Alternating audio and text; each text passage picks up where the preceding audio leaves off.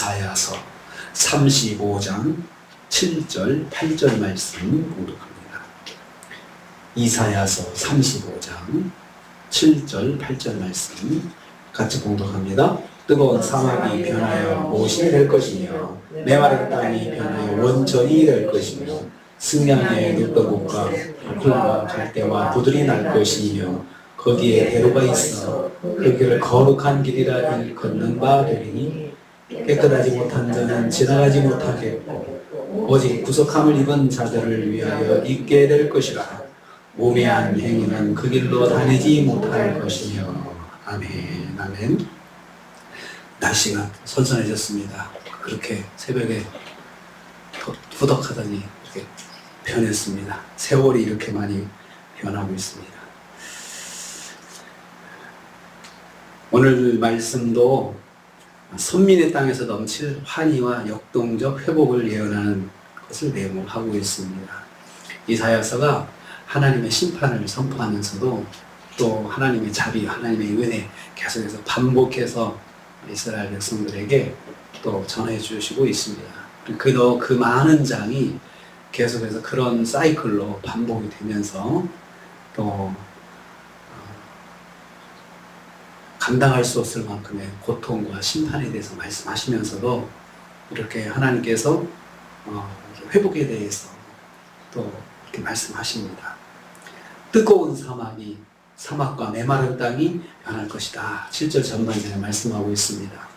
뜨거운 사막은 태양이 장렬하는 곳, 불타오르는 모래, 바싹 타버린 땅, 이런 걸 의미합니다. 한마디로 생명이 살 수 없는 곳입니다. 물이 존재할 수 없는 곳입니다. 물이 있다가는 그 태양이 장렬하는 그 태양빛이 확 증발이 돼버리잖아요. 그러니까 잠시라도 습기가 있다 그러면 그 태양으로 다 말려버리는 그런 땅이 뜨거운 사막입니다. 물이 존재할 수 없는 곳입니다. 이곳이 못이 된다 했습니다. 뜨거운 사막의 연못은 절대로 생길 수 없는 상황입니다. 하지만 하나님의 생명의 역사로 절대 변할 수 없는 사막 같은 땅도 물이 넉넉한 연못 같은 곳으로 변화될 것이다 말씀하고 있습니다.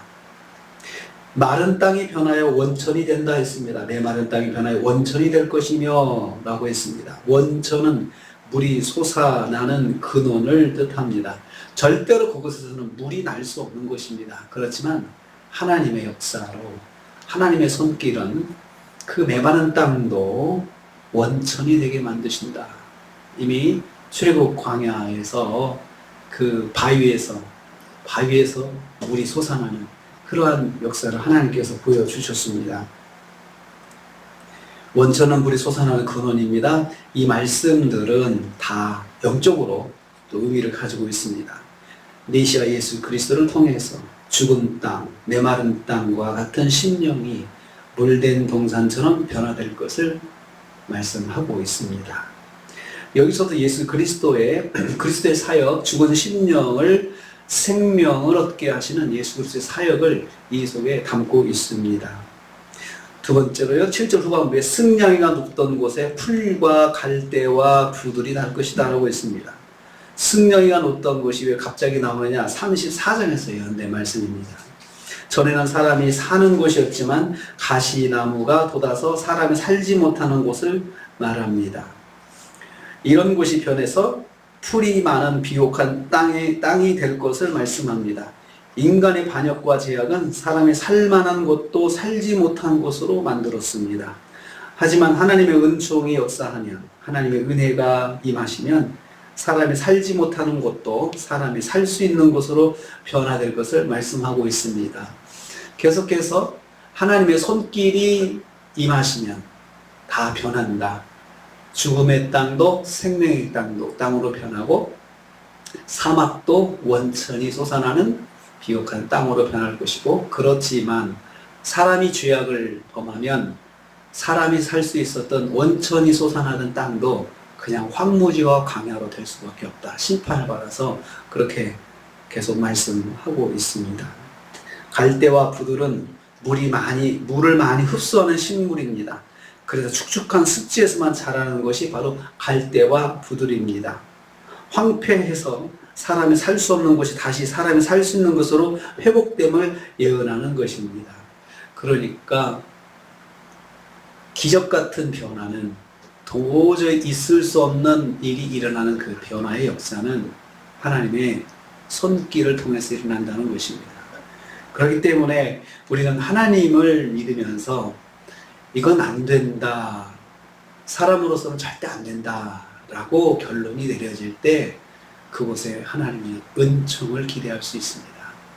우리가 뭔가 할 수 있을 때 하나님의 은혜를 기대할 수 없습니다. 사람은 본능적으로 자기 능력과 자기 경험과 자기 생각을 거기다가 대입을 시켜서 그래서 소망을 가지려고 합니다. 그렇지만 성경은 끊임없이 오늘 말씀도 도무지 가능성이 0%일 때도 우리 하나님이 임하시면, 하나님이 손길을 터치가 되면 거기에 생명의 역사, 기적의 역사가 나타난다 말씀하고 있습니다. 그래서 소망이 없는 곳에서 소망을 가질 수 있는 것은 거기에 하나님이 계시냐, 하나님이 역사하시냐, 그것을 기대하는 데 달려있다고 말씀합니다. 하나님의 은혜는 저주받은 땅도 다시 회복시키심을 말씀하고 있습니다. 8절 말씀입니다. 거룩한 대로가 이를 것이다 라고 했습니다. 우리가 찬송한 것처럼 정말 거룩한 길이 열리는데 하나님의 은혜로 구속받은 자들에게 일어날 일들입니다. 그들이 거룩한 길로 통행하게 될 것입니다. 이 말씀은 선민들의 땅에 거룩과 평화가 정착될 것을 의미합니다. 왜 그것이 황무지가 되었습니까? 전쟁터가 됐고 거기가 사람들이 도무지 살 수 없는 그런 그 갈등의 땅이 되고, 그리고 그래서 그 결과 사람들이 거기서 쫓겨나게 되고, 사람들이 없으니 황무지가 되고, 사람들이 없으니 짐승들이 와서 자리를 잡고 살고, 아예 굴을 파고 정착을 해서 사람이 다시 돌아오지 못하는 땅이 되었습니다. 그렇지만 그곳이 변화될 것을 말씀합니다. 이 길은 구속함을 받아 거룩하게 인천받은 자들이 걷는 길이며 지극히 거룩한 천국으로 인도하는 길입니다. 깨끗하지 못한 자와 우매한 행인과, 즉 죄인이 지나가지 못하고 오직 구속함을 입은 자들을 위한 길이라고 했습니다. 깨끗하지 못한 자는 지나가지 못하겠고 거기에 거주하지 못하는 것입니다. 오직 구속함을 입은 자들을 위해서 있게 될 것이다. 그게 바로 거룩한 길이라는 것입니다. 거룩한 길. 요한계시록 21장 27절에 오직 어린 양의 생명책에 기록된 자들만 들어가는 길. 그곳은 가증한 일, 거짓말하는 자, 이 사람들은 못 간다고 했습니다. 오직 어린 양의 생명책에 기록된 자들만이 갈 수 있는 길이라고 했습니다. 깨끗하지 못한 자, 우매한 자, 이런 사람들은 절대 갈 수 없습니다. 이는 거룩하지 못한 자, 어린 양의 생명책에 기록되지 못한 자들이 천국 새 예루살렘에 들어갈 수 없다는 계시록의 말씀과 맥락을 같이 하고 있습니다. 또 계시록 22장 15절 말씀 보면은 개들, 점성가들, 음행을 행하는 자들, 살인자들, 우상 숭배하는 자들 및 거짓말을 좋아하는 지어내는 자들은 다 성 밖에 있으리라. 이 성, 거룩한 성입니다. 거룩한 성, 새 예루살렘이죠. 새 예루살렘에 들어가지 못한다는 것입니다. 갑자기 사막 이야기를 하다가 거룩한 길이 나오는 것은 다시 이 말씀이 현실적인 이야기를 하시다가 영적인 의미로 다시 강조를 하시고 있는 것이죠. 현실적으로는 다시 그 땅이 회복될 것을 말씀하시면서 이것이 의미하는 것은 곧 하나님께서 이루어질 우리에게 주실 거룩한 성, 새 예루살렘, 거룩한 성을 바라보게 하시는 것입니다. 그런데 그 당시 성도들에게 있어서 얼마나 이 말씀이 이해가 되지 않고 어려운 말이겠습니까? 지금 우리도 이 말씀을 꼭 짚어서 가르쳐 주시니까 이해하지, 그 말씀을 정말 이해할 수 있는 사람이 얼마나 되었을까요?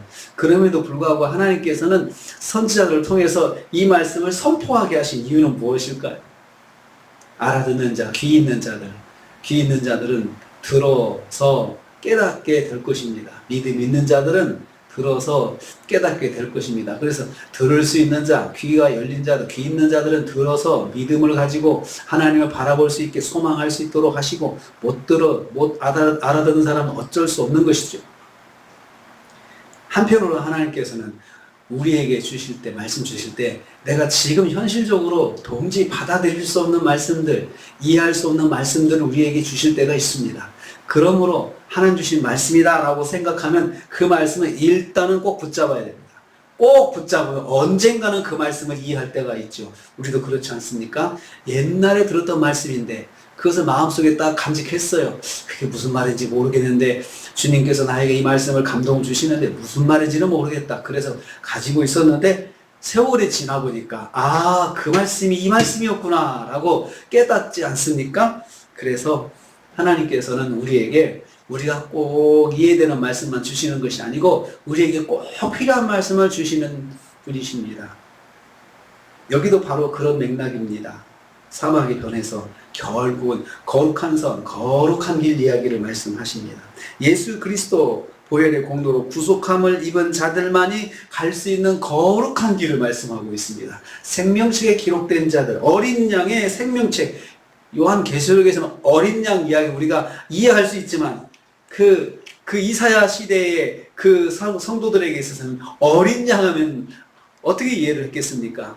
그 어린 양, 제단에 올라가는 어린 양 생각했겠죠. 그렇지만 하나님께서는 그 어린 양과 아울러서 장차를 새 예루살렘에 들어갈 사람들을 다 생각하시고 말씀했습니다. 오늘도 우리가 또 한 주간을 시작합니다. 한 주간을 시작합니다. 주님께서 기적의 역사는 우리 하나님만이 하시는 것입니다.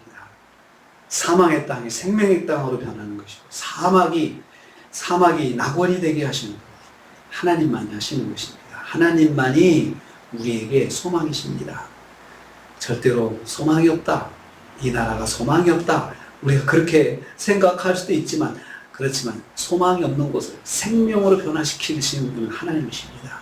그렇기 때문에 나라와 민족을 위해서 기도할 때도 우리 하나님께 소망을 두고 기도해야 되고 또 우리가 만난 사막 같은 환경들을 놓고 기도할 때도 또 우리가 기도해 주는 분들의 사막 같은 환경 기도할 때도 하나님께 소망을 가지고 우리가 기도하는 것입니다. 한 주간도 우리 하나님 주신 말씀이라면 내가 이해하지 못하도 일단은 꽉 붙잡고 잊어버리지 말고 간직하고 그리고 그 말씀이 내게 반드시 이루어지는 말씀인 것을 기억하시고 말씀 붙잡고 소망을 하나님께 두고 한 주간도 승리하시는 저 여러분 되시길 주님의 이름으로 축복합니다. 기도하겠습니다. 아버지 하나님,